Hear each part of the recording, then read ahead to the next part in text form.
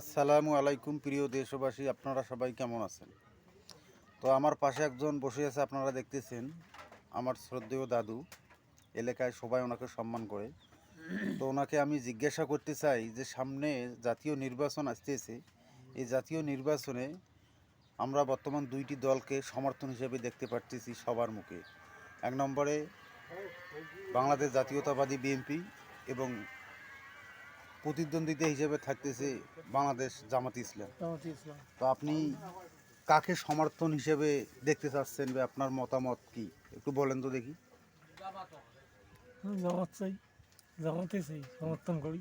বাংলাদেশ জামাত ইসলামকে জামাত সমর্থন ইসলাম। করেন? আলহামদুলিল্লাহ। তো কি কারণে ওনাদেরকে সমর্থন করেন? ওনাদের কি কারণে, অর্থাৎ ওনাদেরকে দলটা পছন্দ কোন দিক দিয়ে? কার্যকরী হিসেবে করি, লোক ভালো। বাংলাদেশের জামাত ইসলামকে আপনি পছন্দ করেন যেহেতু আপনার লোক ভালো, ব্যক্তি ভালো এবং দলটা ভালো, এই কারণে। তো আলহামদুলিল্লাহ, আপনাদেরও মতামত জানাবেন। ভালো থাকুন, সুস্থ থাকুন। আসসালামু আলাইকুম।